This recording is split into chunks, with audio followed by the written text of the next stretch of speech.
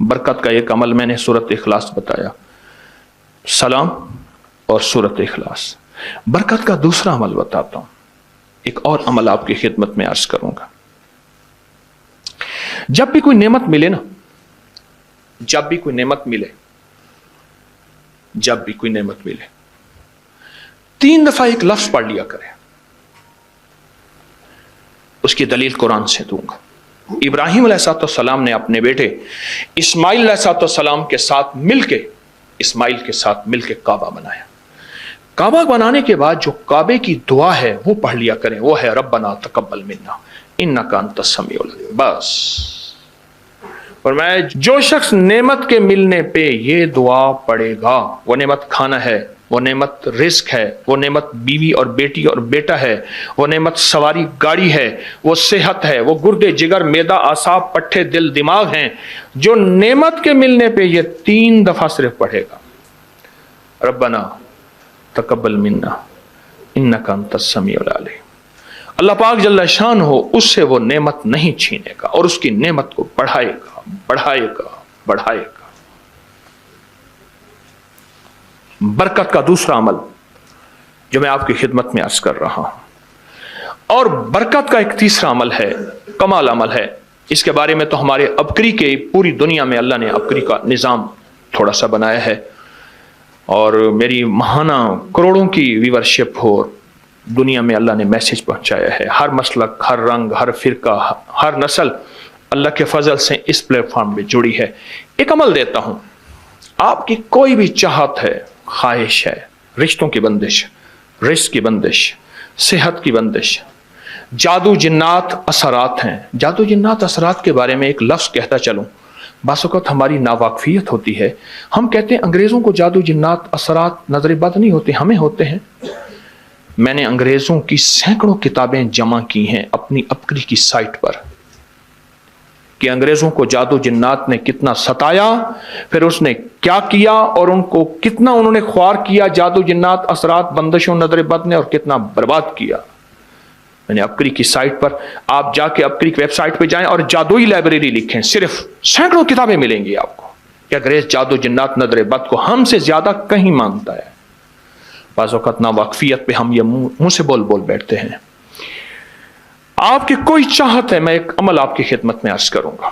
दिन के किसी भी लम्हे, या अल्लाह दुनिया में ऐसी जगह कोई कहीं होती, या अल्लाह दुनिया में ऐसी जगह कोई कहीं होती, अकेले बैठे रहते याद तेरी दिल नशी होती।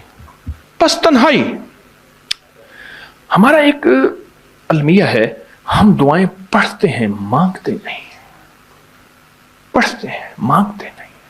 अगर दुआएं मांगना सीखनी है, चौराहे पे जाएं, उसके हाथ सवाली, उसकी नजरें सवाली, उसके बोल सवाली, उसका लिबास सवाली, उसकी चाल सवाली, उसका हाल सवाली, उसका ढाल, उसकी जिंदगी का पल पल सवाली है। हम भी सवाली बन तो जाएं।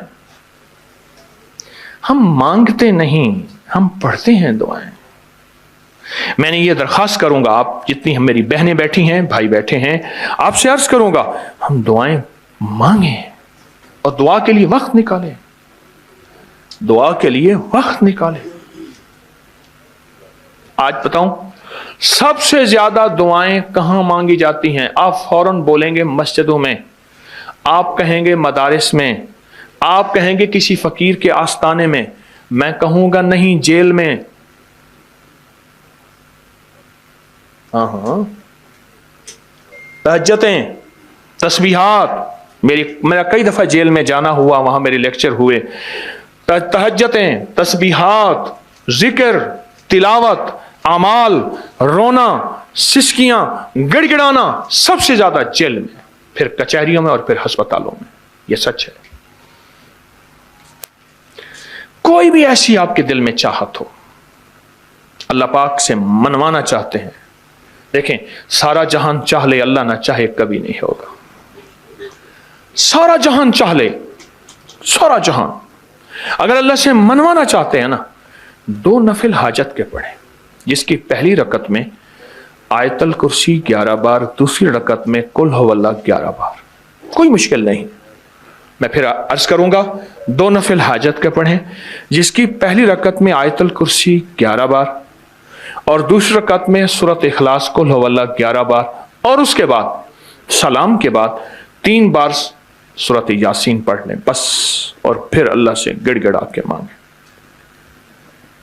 ابکری کے ہیں، آپ ابکری کے صفحات اٹھا کے دیکھیں نیٹ کی دنیا میں، لوگوں نے اس کا نام کریڈٹ کارڈ رکھا ہوا ہے، کسی نے فوری مدد رکھا ہوا ہے، کسی نے غیبی مدد رکھا ہوا ہے، کسی نے ایمرجنسی پکار رکھا ہوا ہے، کسی نے اس عمل کا جو میں نے آپ کی خدمت میں عرض کیا ہے۔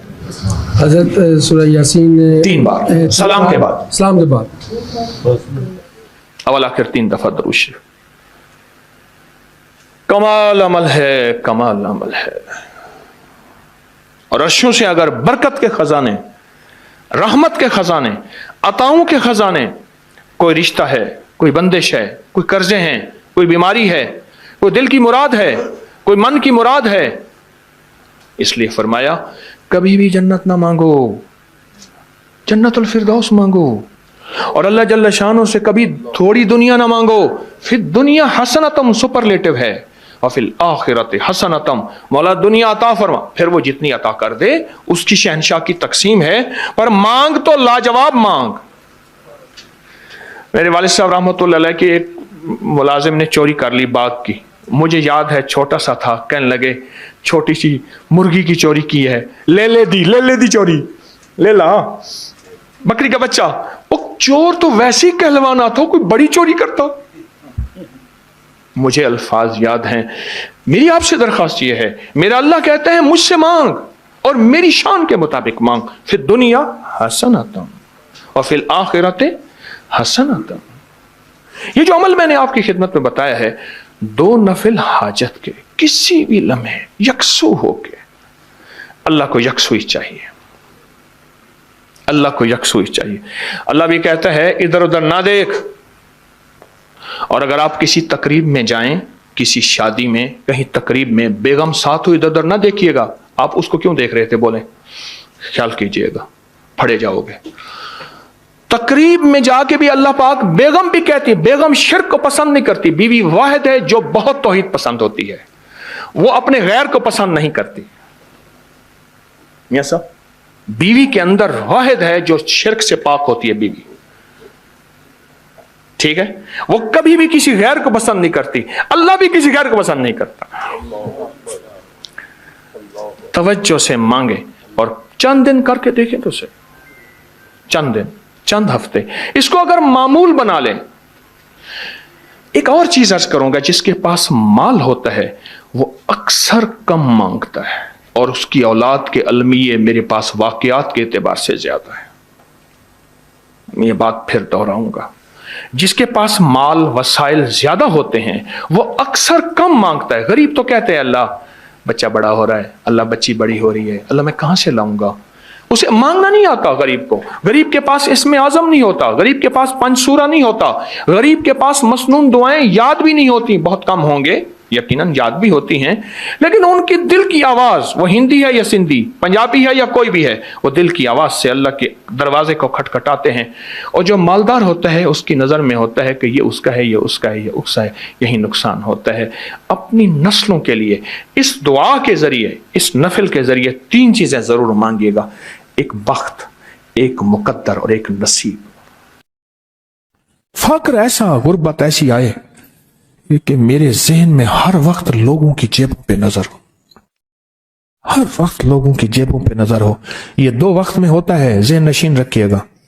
اس فقیر کا تجربہ ہے، ایک جب طمع بڑھ جاتا ہے، لالچ بڑھ جاتی ہے، اس وقت لوگوں کی جیبوں پہ نظر ہوتی ہے۔ جب فقر بڑھ جاتا ہے، غربت اور تنگ دستی اور فقیری بڑھ جاتی ہے، پھر لوگوں کی جیبوں پہ نظر اس کی ہوتی ہے اور اللہ کے خزانوں پہ نظر نہیں ہوتی یا کم ہوتی۔ اور حدیث میں آیا کہ کوئی مصیبت زدہ اس کو نہیں پڑتا جس کی مصیبت دور نہیں ہوتی۔ عرش کے نور میں اتنا ڈوبا ہوا تھا، خود چھپا ہوا تھا۔ لا علاج بیماریاں ہوں، دکھ ہوں، غم ہوں، قرضے ہوں، مصیبتیں ہوں، ناکامیاں ہوں اور پریشانیاں ہوں، اور ایسے حالات کہ جو انسان کہے کہ بس سب تو موت ہی ہے، اس کے علاوہ کوئی راستہ نہیں۔ کوئی ایسی پریشانی ہو، اللہ کا نظام ہے کہ اس پہ وہ ملتا ہے جو انسان گمان نہیں کر سکتا، سوچ نہیں سکتا۔ یہ فیصل آباد کے ساتھ ماموں کانجن میں ایک درویش ہوتے تھے صوفی عبداللہ صاحب رحمۃ اللہ علیہ، بڑے اللہ والے تھے، درویش تھے، اللہ سے مانگتے تھے، اللہ دے دیتا تھا۔ تو مجھے ان کے ایک شاگرد نے بتایا، اردو بازار لاہور میں ہوتے تھے، کہنے لگے کہ میں ایک دفعہ گیا تو مجھ سے فرمانے لگے کہ میرے سارے کے سارے طالب علم استاد جمع ہو کے آ گئے کہ ہمارے جو ہے وہ ہمارے راشن نہیں، کھانا پینا کچھ نہیں، تنخواہیں نہیں ملی، سب چیز ختم ہو چکی ہے، تو اب ہمیں اجازت دے دیں، آپ کے پاس تو ہے نہیں۔ اچھا فرمایا مجھے چند دن دے دو، جتنے اور دن صبر کر لیا، چند دن مجھے دے دو۔ تو فرمایا پھر بیٹھ گئے مصلی، اور جو سورۃ فاتحہ پڑھی نا جب آتے تھے نا، ایاک نعبد و ایاک نستعین، اس کو جو وجدانی کیفیت کے ساتھ دل کی گہرائیوں اندر کے درد کے ساتھ پکارتے تھے، اتنا درد، اتنا غم، اتنا درد، اتنا غم جو پکارتے تھے کہ ایسے محسوس ہوتا تھا کہ زمین ساری کی ساری ہل رہی اور ہر طرف ایک نظام چل رہا ہے۔ اور جب پھر اس صورت کو پورا کرتے تھے، پھر سورۃ فاتحہ پڑھتے تھے، اور جب پہنچتے تھے ایاک نعبد و ایاک نستعین، پھر ایسے ہی جو ہے اس کو دہراتے تھے۔ پر بات یہ ہے وہ دعا پڑھتے نہیں تھے، مانگتے تھے۔ ایک ہے دعاؤں کا پڑھنا، ایک ہے دعاؤں کا مانگنا۔ وہ دعا پڑھتے نہیں تھے، مانگتے تھے، اور اللہ مانگنے والے کو دیتا بھی ہے، اللہ مانگنے والے کو عطا بھی کرتا ہے، اور اللہ کی رحمت مانگنے والے کے ساتھ سدا رہتی ہے، ہمیشہ رہتی۔ وہ دعا پڑھتے نہیں تھے، مانگتے تھے۔ بس کہا کہ ایسے مانگے، ایسا مانگا، ایسا مانگا کہ اللہ پاک کو ترس آیا۔ چند ہی دنوں میں فرمایا اللہ نے دکھایا کہ یہ دیگ ہے، سونے کی بھری ہوئی ہے، اور میں نے آپ کے حوالے کر دی۔ اور تھوڑا سی ایسی جگہ ہٹائی تو وہ دیگ نکل آئی، تو فرمایا پھر مٹھیاں سونے کی بھر بھر کے دیتے تھے، اور کہتے تھے اس کو حسب ضرورت خرچ کرنا، خیال کرنا، کہیں فضول خرچی نہ کرنا، اسراف نہ کرنا، اللہ کے خزانے ہیں اور برکت والے ہیں، کہ اللہ ناراض ہو کے چھین نہ لے، کہ اللہ ناراض ہو کے چھین نہ لے۔ کہ میں چاہتا ہوں میری 7 نسلوں میں رزق ختم نہ ہو، جو مہنگائی اور حالات اور پریشانیاں میں دیکھ رہا ہوں۔ کوئی ہے عمل؟ میں کہا بالکل ہے۔ میں نے کہا روزانہ 40 منٹ بیٹھ، 40 منٹ صبح دوپہر شام، جو تیری تنہائی کا وقت ہو، 40 منٹ کوئی ایسا بیٹھ 40 منٹ اس انداز سے مصلی پہ، کہیں بستر میں، کہیں ایسی جگہ جہاں سوئے نہیں، اور بس صرف ایک بار سورۃ فاتحہ پڑھ، اور اس کے بعد ایاک نعبد و ایاک نستعین کو دوہرا۔ جاگ رہے ہیں؟ دیکھتے رہیں، مجھے دیکھتے رہیں، میں آپ کو دیکھتا رہوں۔ آپ اللہ کے اور اس کے حبیب کے مہمان ہیں، آپ کو دیکھنا بھی ثواب ہے، آپ کو دیکھنا بھی ثواب ہے۔ تو میں نے اسے عرض کیا کہ بس اس کو وجدان سے پڑھو، ایسے پڑھ کے رونگٹے کھڑے ہو جائیں، آنسو بہنے لگ جائیں، دل کے اندر کا درد اور دل کا اندر کا غم، اور اللہ کے سامنے حاضری، استحضار، اور یہ کیفیتیں تیری ہوں کہ بس اس کے علاوہ کوئی مجھے یاد نہ رہے۔ اس درد سے پڑھو صرف 40 منٹ۔ 40 کی عدد کے ساتھ کائنات کے رازوں کا بڑا تعلق ہے۔ 40 کا جو عدد ہوتا ہے، بس 40 کے عدد کے ساتھ پڑھ، اور بہت توجہ سے پڑھ، اور بہت دھیان سے پڑھ، بہت توجہ سے روز پڑھ۔ مجھ سے کہنے لگا کتنے دن پڑھوں؟ تو میں نے اس سے کہا مجھ سے یہ دن نہ پوچھ، تیرا دل خود بولے گا، دل خود بولے۔ کیا بولے؟ دل خود بولے، اور دل اندر بولے کہ اللہ پاک جل شانہ نے نسلوں کے لیے رزق کی عزت، دولت، برکت کے فیصلے کر دی۔ بس دل بولے۔ کتنے دیر کر؟ اب یہ تیری اپنے مانگنے میں ہے، اب یہ تیری اپنے مانگنے میں ہے۔ مانگنے میں کمی ہے تو دل نہیں بولے گا، اگر مانگے گا تو پتہ نہیں دنوں میں یا ہفتوں میں، جتنے میں دنوں میں فیصلہ ہو جائے گا۔ فیصلہ ہو جائے گا۔ اور فرمایا اگر یہ کوئی بندہ کر لے، اللہ نسلوں کا رزق اللہ سے منوا لے۔ اور میں نے اس سے کہا خیال کرنا، رزق روحانی ساتھ منوانا، رزق روحانی ساتھ منوانا، رزق روحانی ساتھ منوانا، ورنہ دولت مال چیزیں مل جائے گی جس کے بارے میں کہا جاتا ہے کہ بعض بندے ایسے ہوتے ہیں اللہ پاک ان سے لقمے نہیں چھینتا، سجدے چھین لیتا ہے۔ اللہ ان سے لقمے نہیں چھینتا، کیوں؟ رزق جسمانی دوسرے لفظوں میں مل رہا ہے اور رزق روحانی اللہ چھین لیتا ہے۔ یہ جو آج آپ بیٹھے ہیں تسبیح خانے میں اور میں بیٹھا ہوں، یہ ہم روحانی دسترخوان پہ بیٹھے ہیں۔ یہ بہت بڑا دسترخوان لگا ہوا ہے، یہ دسترخوان ہے۔ سنا ہے در یار پہ بڑی دھوم ہے، سنا ہے در یار پہ بڑی دھوم ہے، وہاں عاشقوں کا ہجوم ہے۔ یہ روحانی دسترخوان ہے، میں بھی خود محتاج ہوں۔ یہ روحانی دسترخوان ہے۔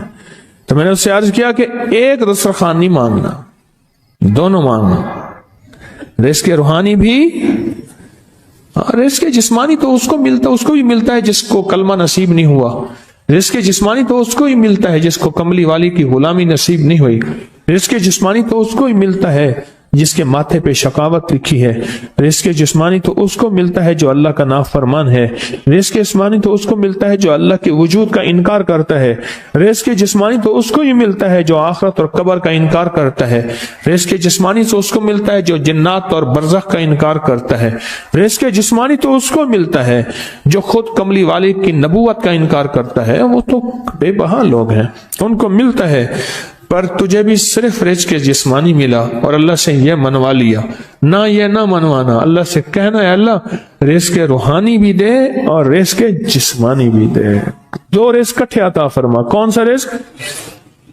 رزق اور رزق جسمانی بھی دے۔ کہیں ایسا نہ ہو کہ میری نسلوں میں صرف مال دولت اور چیزیں ہوں اور تیرا نام اور تیرے حبیب کا نام نہ ہو، تیرا نام اور تیرے کملی والے کا نام نہ ہو، تیرا نام اور تیرے دوستوں کا نام نہ ہو، تیرا نام اور تیری آل و اصحاب کا نام نہ ہو۔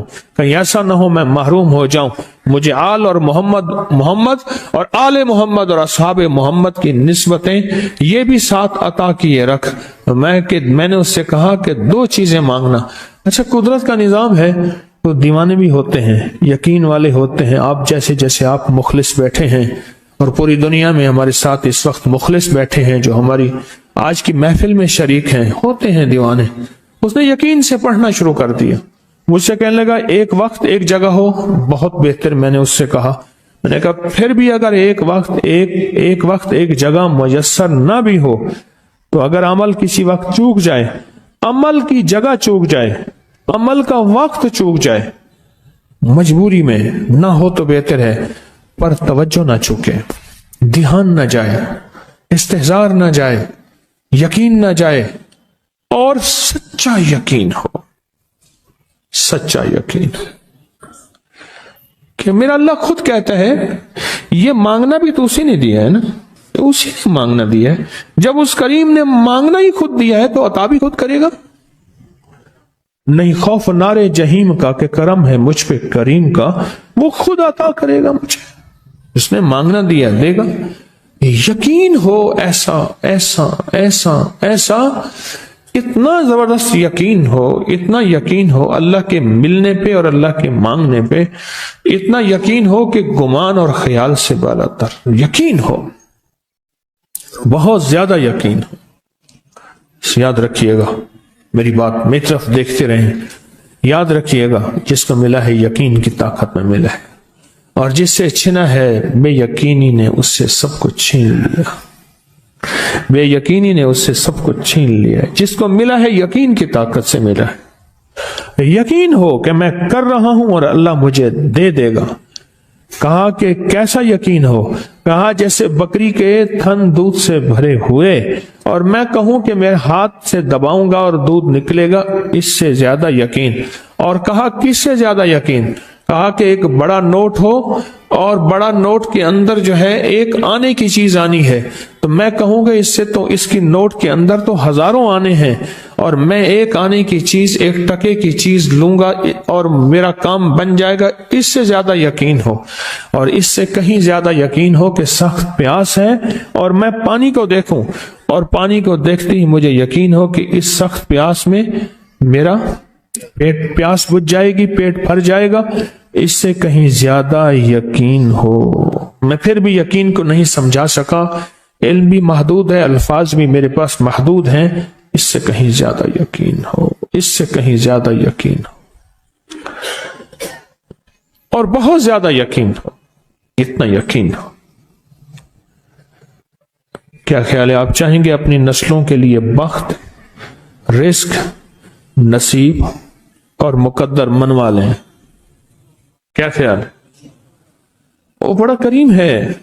میں نے ابھی نہیں بتایا کہ قرآن کا واقعہ سنایا، حضرت موسیٰ اور خضر علیہ السلام کا قرآن کا واقعہ سنایا کہ ان کی 7 نسلوں کا جو ابا تھا نا، وہ 7 نسلوں میں پہلے والا ابا، دادے کے دادے کے دادے کا دادا، ٹھیک، وہ نیک تھا، وہ دعائیں مانگتا تھا، وہ اللہ کے ساتھ تعلق میں تھا، اس کا تقویٰ تھا، وہ اس کی نیکی کا اثر، اس کی نیکی کا اثر، اس کی نیکی کا اثر نسلوں میں منتقل ہوا، نسلوں میں منتقل ہوا۔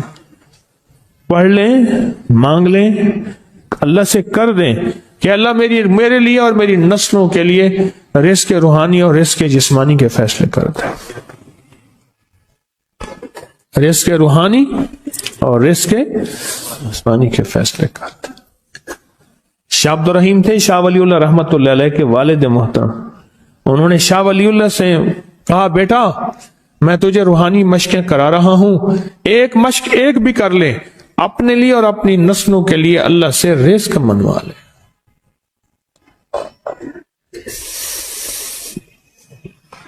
اللہ سے رزق منوا لے، اللہ سے رزق منوا لے۔ تو پوچھا کہ حضرت میں رزق کیسے منواؤں؟ وہ میں کہ کچھ وقت ایسا نکالا کر، ایسا وقت نکالا کر 2 گھڑی اور 3 گھڑی کا، ایک ساتھ 2 گھڑی اور 3 گھڑی، ایک ساتھ تقریباً 21 منٹ کی ہوتی ہے،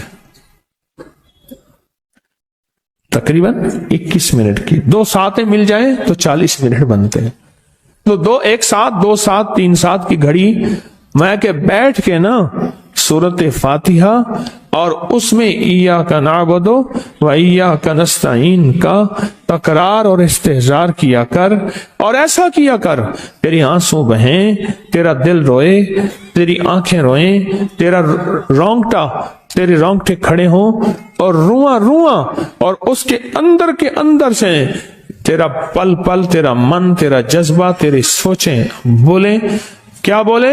ایاک نعبد و ایاک نستعین۔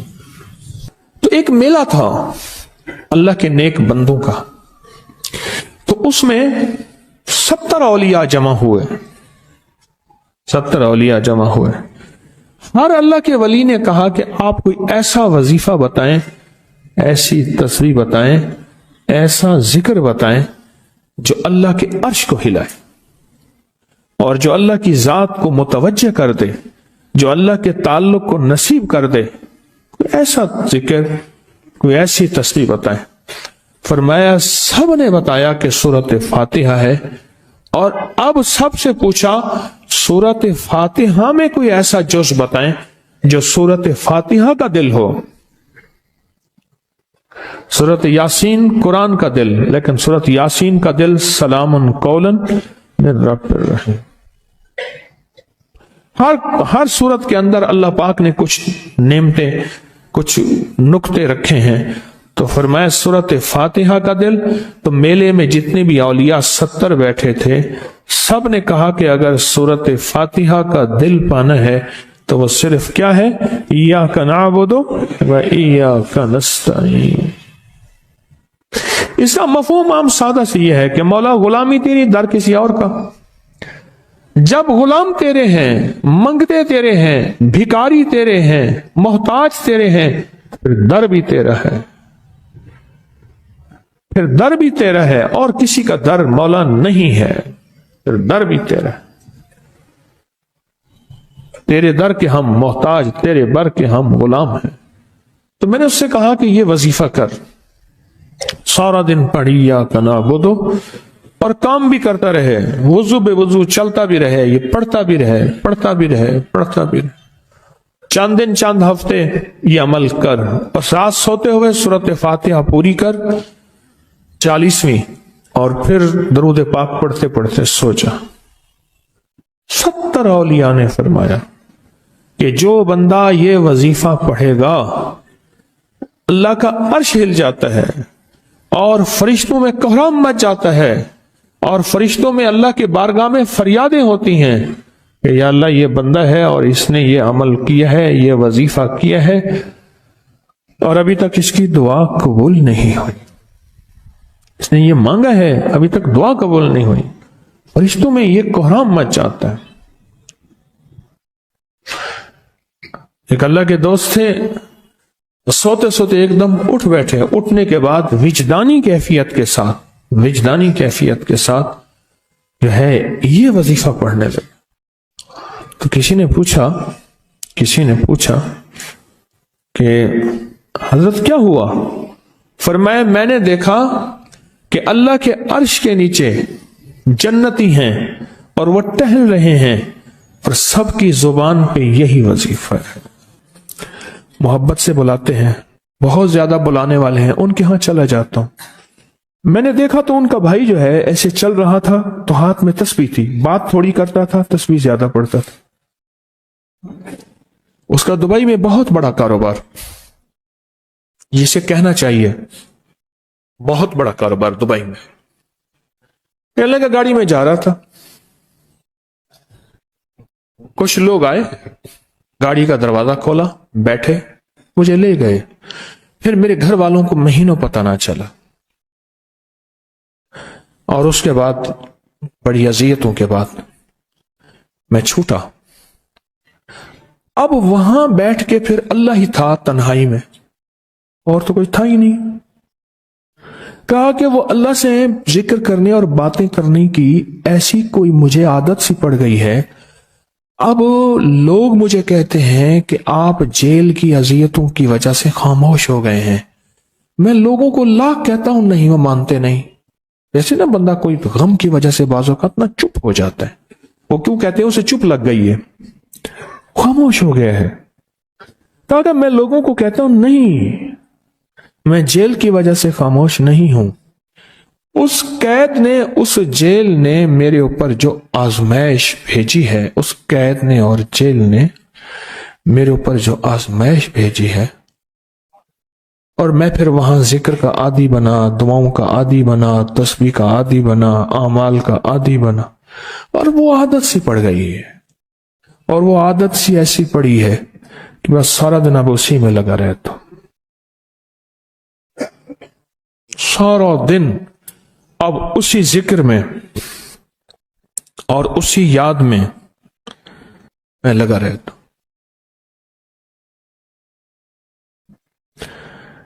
کہیں ایسا نہ ہو ہم بھی اگر ذکر سے غافل ہوئے، تسبیح سے غافل ہوئے، کوئی خدا نہ خاصا ایسی آزمائش آ جائے، اور پھر ہم ذکر اور تسبیح اور اعمال کے عادی بن جائیں، اللہ سے عافیت مانگے۔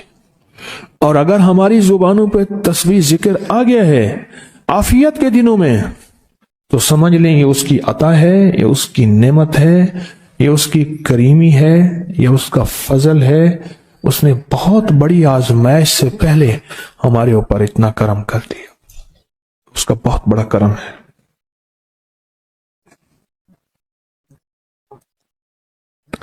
اس لیے اللہ جل شانہ کے حبیب کملی والے نے آزمائشوں سے پناہ مانگی ہے، اللہم انی اعوذ بک من جہد البلا، آزمائش، کوئی بلا آ جائے، ودرک شقا، شقاوت میں میرا نام آئے، بدبختی میں، یہ بھی آزمائش ہے، وسوء القضاء، میرے لیے ایسے فیصلے ہونا شروع ہو جائیں جو مجھے برباد کر دیں، ایک کے بعد دوسرا میرے حق میں فیصلہ، میرے خلاف فیصلے سارے. وشماتت الاعداء، اور ایسا وقت میرے آزمائش نہ آئے کہ دشمن تالیاں بجائے، دشمن ہنسے اور میرا مذاق اڑائے. اس لیے میرے آقا نے، میرے حضور نے آزمائشوں سے پناہ مانگی ہے، عافیت مانگی ہے. اللہم انی اعوذ بک من زوال نعمتک، اللہ نعمت دی پھر اس کا زوال آ گیا. وتحول عافیت، عافیت دی تو تم نے چھین لیا. اللہم انی اعوذ بک من زوال نعمتک وتحول عافیتک وفجات نقمتک وجمیع سخطک. اے اللہ کو میرے اوپر ایسے حملے ہوں اور سختیاں میرے اوپر شروع ہوں، مولا میں اس سے پناہ مانگتا ہوں. میں مانگتا کیا ہوں؟ ربنا آتنا فی الدنیا حسنت، اس سے دنیا کا بہترین پیکج مانگتا ہوں. وفی الآخرت حسنت، تو سے آخرت کا بہترین پیکج، شاندار، لاجواب، بہترین. ہاں، آزمائشیں، مصیبتیں، تکلیفیں، حوادث، حادثات، ناکامیاں، بیماریاں، پریشانیاں میں نہیں مانگتا مولا. اللہم انی اعوذ بک من الہم والحزن. ہم کہتے ہیں ٹینشن کو، انزائٹی کو، اسٹریس کو، ڈپریشن کو. اندر غم ہے، باہر پتہ ہی نہیں، اس کو ہم کہتے ہیں. اور حزن کہتے ہیں جس پہ ہائے ہائے ہو.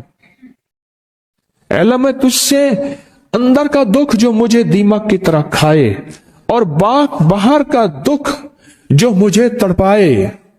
اندر کا دکھ کھائے اور باہر کا دکھ تڑپائے، اے اللہ میں اس سے پناہ مانگتا ہوں. ہم والحزن، عجز والکسل، ایسا کہ میں عاجز ہو جاؤں یا میرے پر سستی غالب ہو جائے. کتنے لوگ ایسے ہیں ان کے اوپر سستی غالب ہے. بہت بڑی مصیبت ہے زندگی کی. میرے آقا کملی والے نے اس سے پناہ مانگی. اللہ کے حبیب میرے آقا نے آزمائشوں سے پناہ مانگی ہے. اللہم انی اعوذ بک من الفقر والکفر. اے میرا مولا مجھے کفر سے اور فقر سے بچا. فقر ایسا، غربت ایسی آئے کہ میرے ذہن میں ہر وقت لوگوں کی جیبوں پہ نظر ہو، ہر وقت لوگوں کی جیبوں پہ نظر ہو. یہ 2 وقت میں ہوتا ہے، ذہن نشین رکھیے گا. اس فقیر کا تجربہ ہے. ایک جب طمع بڑھ جاتا ہے، لالچ بڑھ جاتی ہے، اس وقت لوگوں کی جیبوں پہ نظر ہوتی ہے. جب فقر بڑھ جاتا ہے، غربت اور تنگ دستی اور فقیری بڑھ جاتی ہے، پھر لوگوں کی جیبوں پہ نظر اس کی ہوتی ہے اور اللہ کے خزانوں پہ نظر نہیں ہوتی یا کم ہوتی. اے میرا مولا مجھے فقر سے بچا اور کفر سے بچا، کہ ایسا وقت نہ آئے میں اپنا دین بیچ بیٹھوں، اپنا ایمان بیچ بیٹھوں. ہمارے ایک مخلص تھے عبد الوحید سلیمانی صاحب رحمۃ اللہ علیہ، کہنے لگے انارکلی میں میرا ایک دوست تھا، تو میں اس دوست کے ساتھ زندگی گزری، پنجاب یونیورسٹی میں اکٹھے پڑھتے تھے. تو پھر پتا چلا کہ وہ بہت مالدار ہو گیا.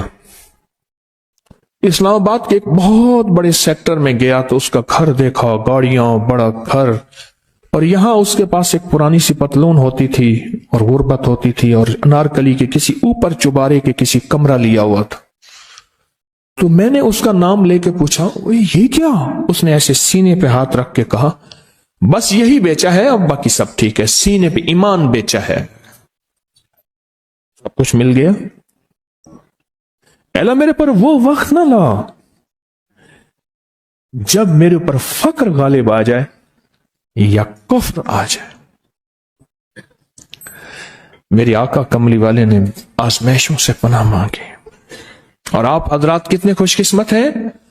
اس کی شان کریمی اللہ نے آزمائشوں سے بچایا، اور انشاءاللہ ان نام کی برکتوں سے، ان دعاؤں کی برکتوں سے، ان تسمیوں کی برکتوں سے، اس اللہ کے نام لینے کی برکت سے انشاءاللہ اللہ اور آزمائشوں سے بچائے گا. اللہ نے بغیر آزمائشوں کے ہمیں اپنا نام دے دیا، اپنے نام کی تسبیح دے دی، اپنا ذکر دے دیا، اپنی یادیں دے دی. کسی جگہ منہ سے اللہ نکل جاتا ہے، کہیں رحمان نکل جاتا ہے، کہیں بسم اللہ نکل جاتا ہے. ابو عبداللہ مغربی فرماتے ہیں میں نے رسول اللہ صلی اللہ علیہ وسلم کو خواب میں دیکھا، عرض کیا مجھے اللہ سے ایک حاجت ہے، کس وسیلے سے دعا مانگو؟ عرض کیا مجھے اللہ سے ایک حاجت ہے، کس وسیلے سے دعا مانگو؟ کوئی عمل بتا دیں، کوئی وسیلہ بتا دیں آقا۔ میں نے حضور سے خواب میں سوال کیا تو آپ نے ارشاد فرمایا جس کو بھی اللہ سے کوئی حاجت ہو اسے چاہیے وہ سجدے کرے، یعنی 2 رکعت ادا کرے اور سجدے کی ہر رکعت میں 40 مرتبہ آیت کریمہ پڑھے، جو میں عمل میں بتایا کرتا ہوں، لا الہ الا انت سبحانک انی کنت من الظالمین۔